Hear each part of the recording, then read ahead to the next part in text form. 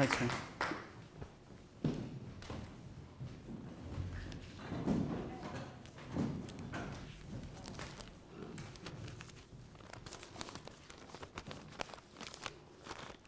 Anybody recognize this?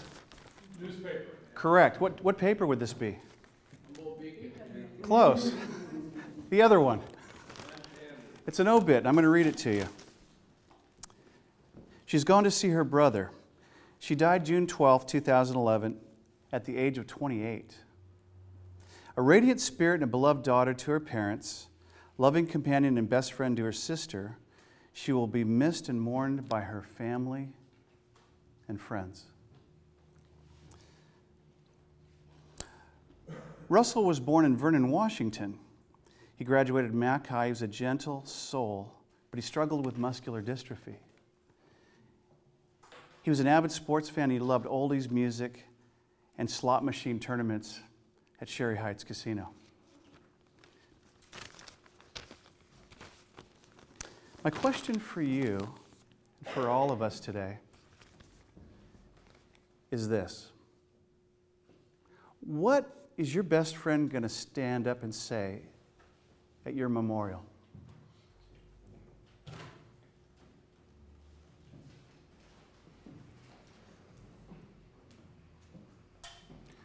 What are they going to say about you? What are they going to say about your life? Because you see, at that point, it'll be a little late to leave your legacy. You will have lived your life, it'll be over. And I like what my father-in-law, Tom, says. He says, Scott, nobody gets out of here alive. And I thought, he is so right. What would you want them to say about your legacy? Well, you could start creating that legacy today. After we're done here, it'll be awesome. I'm going to give you some tools to do that. It'll be great. So what we're going to talk about is what a legacy is. I'm going to tell you what the heart of a great legacy leaver is. I'm going to share with you a guy I worked for 15 years who was an awesome businessman who left an awesome legacy in Humboldt County. And then I'm going to give you 4 awesome, really great tools so you can start leaving your legacy this afternoon. So let's start. What is a legacy? Anybody? Webster's defines a legacy as anything left behind. So, Richard Nixon has a legacy. Adolf Hitler had a legacy. President Obama's leaving a legacy. Each one of us are leaving a legacy. We're leaving something behind for other people every day by our actions, our words, our deeds. And whether you're Baptist, Buddhist, or Baha'i, most everybody wants to leave a positive legacy, wouldn't you agree? And I want to talk about what the heart of a good legacy is, and I think it starts with the heart of a person. Are you relational? Are you caring about people, or is it the you show all the time? Is it all about you, or is it really about other people? And can you make it about other people? My kids, my 20-somethings call that, hey, that guy is really legit, Dad. He's great. I go, legit? I kind of like that. Is that guy legit? Is he real? Is he for real? Is he authentic? Is he genuine? Not perfect. Not great character and a perfect individual. Nobody knows that person because that person isn't really around much, doesn't live here. But are they real? Do they own their stuff? Are they communicators? Are they in your life? One person that I worked for, had the opportunity to work for 15 years, was a guy named Ron Pileggi. And Ron owned the Tri-City Weekly. Actually, he started it, he grew it, and he made it an awesome entity as an entrepreneur. And then he sold it for $1.2 gazillion and walked away from it. So I'd like to speak a little bit about who Ron was. He reached out in 4 venues of relationship. Number 1, his company and his staff.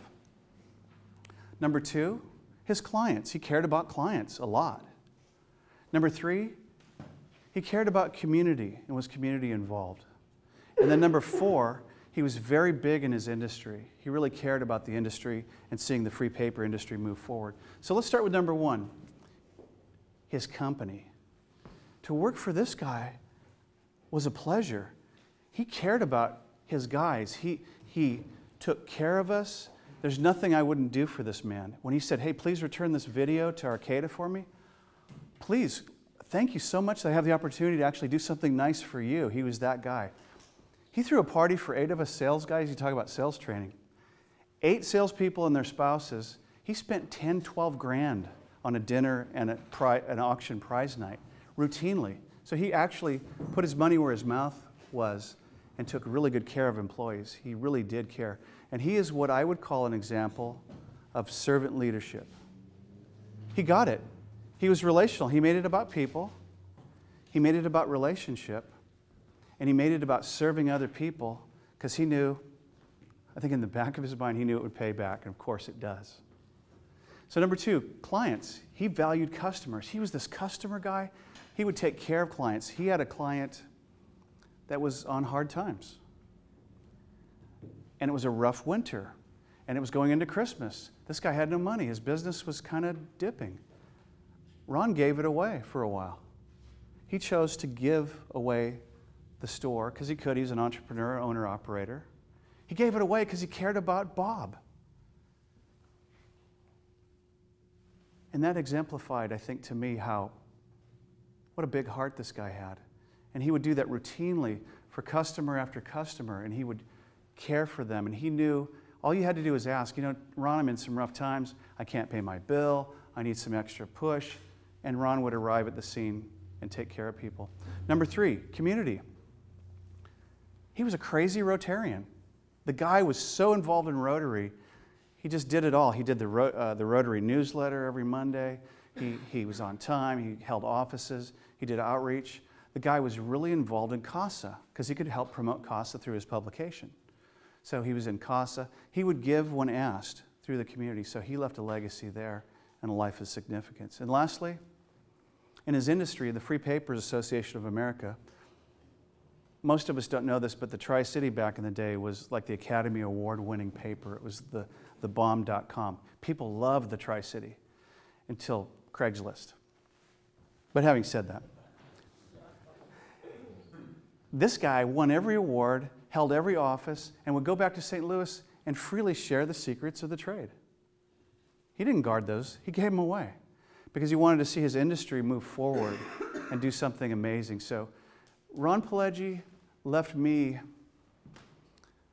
a richer guy in business because he left this across-the-board legacy to company, to customer, to community, and to industry. And he kind of exemplified to me a guy who lived the life and got it done. So for you and I, how can we make a difference? What can we do today that's different about our legacy and have some sort of compelling legacy left behind? Well, one thing I'm going to ask is you immediately get homework from me. So I want you to think of one person in your life that you're going to invest in the next year. One person that you're going to reach out to, and you may not even have to tell them. Maybe you just fool them. They won't even know you got them. And mentor that person. Anybody in here ever been mentored by somebody amazing? They took you when you were a weed hopper, when you were unexperienced, green behind the ears, wet behind the ears, and brought you forward. Now, who's that going to be for you? Because you have stuff. We all have gifts. We have some things that life has taught us, whether it's business or relationship or care. I want you to think about one person for 2012. That's the beginning of your homework. We'll do more in a minute. But who's that one person that you're going to reach out to? For some of us, it'll be family. Some of us, it'll be business. Some of us, it'll be somebody from left field that we fly fish with. But think about that one person who you'll reach out to. And then do the following 4 things. Number 1, what's your legacy message? What are you all about? What would you do for free if they let you? What do you burn with in your desire to help somebody? And what's your passion? When you write goals, what are your goals? What do you write down on a piece of paper? When you're doing your annual goal setting, assuming you'll do some, what's on that goal sheet? That's the beginning of a legacy and your message and your gifts. And they may be completely, they may start in communication gifts. A lot of us like to talk. We yap our yappers, we're pretty good talkers. We can communicate, consummate communicators. Some of us are writers. Some of us are fishermen. Some of us just hang out and drink coffee together. You're a relational person. For me, this is a true story. I was coming home from church on Sunday with my wife, Joni. 30 years. Joni's awesome, 9 kids. St. Joni of McKinleyville. Anyway. Hey, Joni. And I'm feeling real spiritual because I just got out of church. And hey, what about me? Maybe I'm a great speaker. Maybe I could teach, a little bit of teaching, and I got a tremendous heart of worship, and I play guitar, and aren't I the bomb? Hey, honey, what about me? And I look over at her, and for those of you that know spouses, she's going, her face is all wrinkled up, and she's shaking her head, and she's going, just stop. You can laugh, it's okay. It's pretty funny. I'm pretty funny, actually, when I get you. And she's going, what are you talking about? And I said, well, come on. She goes, don't, just stop. And I said, okay, what? She goes, young people and young adults love you like they loved your dad. They resonate with you. Don't you get it? And I said, I hate those guys. No, I didn't say that. I said, really? She goes, yeah, I think you ought to really reach out in that direction because they kind of, for whatever reason, when you throw down, they pick it up. They get you. And I said, well, really? She goes, yeah, really. So the lesson is, it's not what you think about your legacy, it's what other people know. It's not what you think you're about sometimes. It's about what you know, what they know about you. You may think you're really good at flapjacks, when it turns out you're not bad at making omelets. And so part of your homework is, after you write down your legacy stuff, you're going to actually feed back with somebody who's a safe person and ask them, hey, what do you think? And if you're brave enough, you'll listen. And they'll go, you know what? For you, it's really not the pancake deal, bro. You're really all about fresh squeezed OJ. I talk, that's a metaphor, by the way. In case you're thinking about food, you're missing. What you think versus what others know. Number 2, your audience. Who loves you? I don't know, maybe a couple people, my family. Okay, there's family, there's coworkers, there's people that have to love you because they work for you, they have to deal with you. But beyond that, beyond those guys who kind of have to deal with you, who are your peeps? Who's your demographic? Who's your psychographic? Wow, now I'm talking cable lingo. People that enjoy similar interests like fly fishing or golf or bridge or whatever. Who are those people that you hang with that actually kind of like what you're about? Start to identify those. That's part of your homework. You're going to pick that one person who gets to hang out with you, who loves what you're all about. And start thinking about what you're going to do and be intentional, sequential, methodical about pouring into their lives maybe some of the stuff you've learned. Because a couple of us have some scars and some wounds, and we got the t-shirt and the mug, and we learned a couple lessons. And boy, I really wish I would have listened to some of those guys that tried to tell me early on. I would have avoided a lot of the scar tissue. So be available for those people. Who picks up when you throw down? Who's there for you? Who loves what you're really about? And then lastly, how to assemble your message. What's your platform? You've got your message. You've got your audience, people that love you. Now, what's your platform? Now, it could be that you're a writer. You wrote a book, you got a blog, you're on Facebook. Is Facebook as a legacy? Now, that's an interesting concept. Could be, I guess. Somebody reads your Facebook after you're gone. You're a musician. Maybe music is your forte. Maybe you're a sculptor. Maybe you're the awesome cook that came from heaven. I don't know. It could be anything. So think about it. Maybe you're just a person who listens well while we go to Starbucks and is a good listener and cares about people and who's relational. It could be anything. Pull one out of the bag. Maybe tennis is your platform. Some of us fish. Some of us owe us some smoked salmon.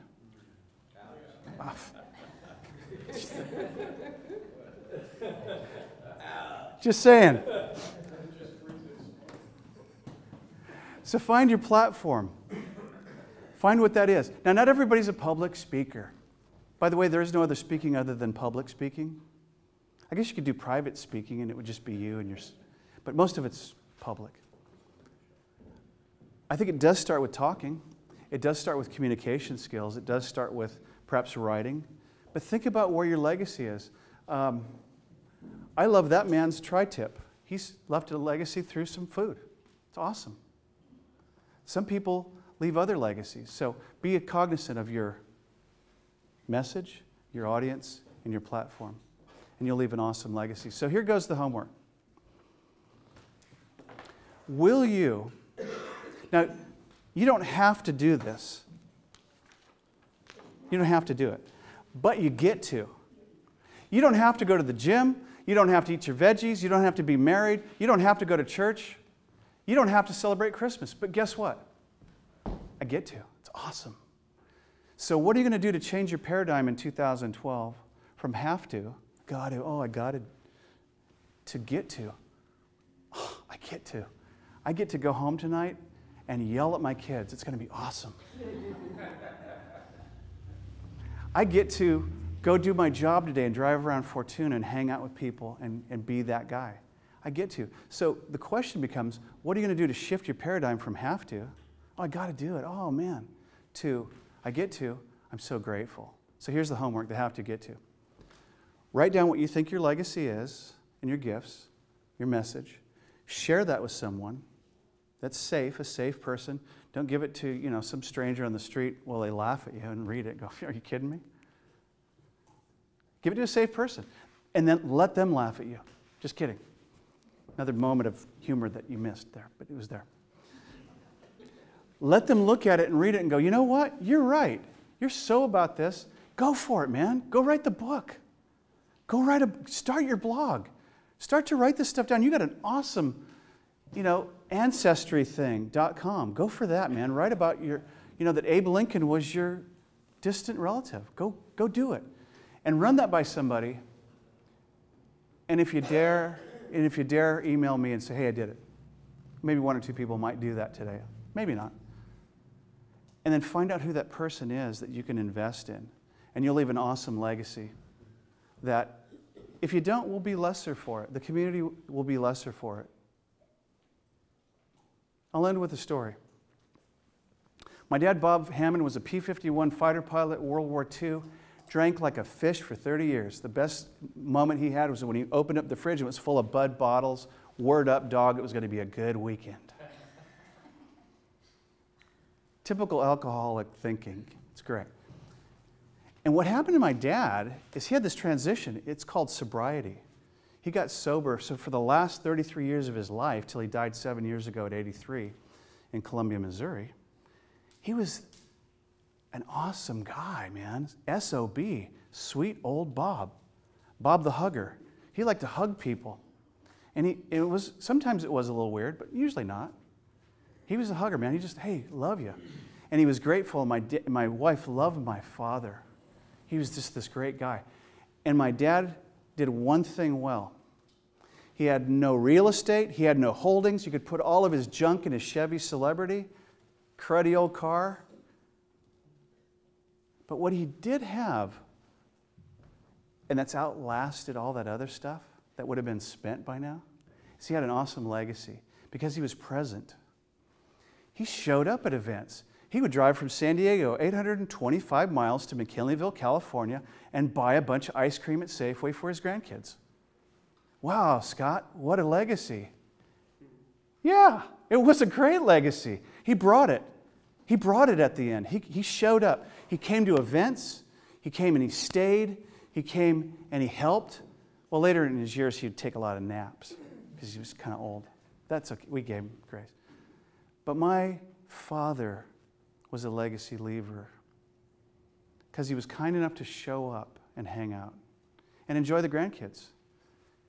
And he figured out that Bonbonniere didn't work anymore, so he had to go to Safeway because it got too expensive because we have 9 kids, and it was just... He took a smart pill. So leave a legacy. Make a difference today in your world. Start thinking about next year. You don't have to do the homework, but you get to. Go write this stuff down, run it by a safe person, and reach out to that one person next year, or maybe starting today, and make this a better place to live in. Thanks very much. Scott Hammond.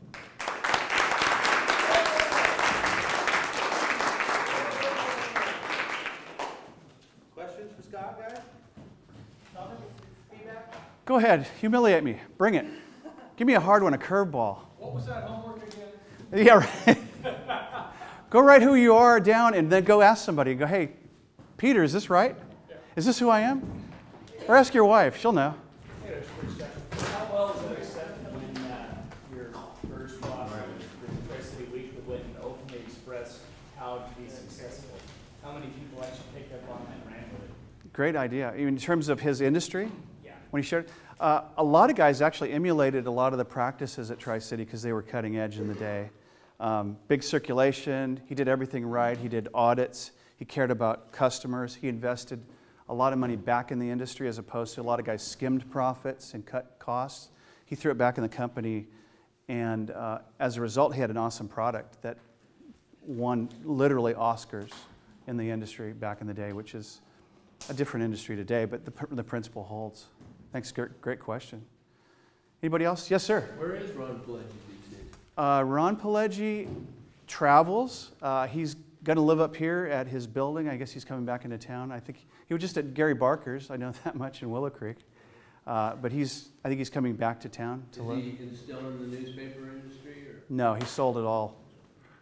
He sold all of his interest. He went in the yogurt industry for a while. He had Golden Spoon yogurt down in Santa Rosa for a bit, but he's divested of that too. He had a non-compete for 5 years too with the Time Standard, so he couldn't come back and start a shopper. But Well, how could he leave a legacy if he's still alive? good question. I thought he was dead or something. No, it's interesting. So at what point do you stop leaving a legacy? And the answer is never. It's up to you. I mean, if you want to just go sit by a pool in Palm Springs and read magazines, I guess that'll be your legacy. But maybe some of us are fortunate enough to reinvent ourselves after retirement. Speaking of retirement, the retirement guys here. Anybody else? Have a great Christmas. Thanks for having me today.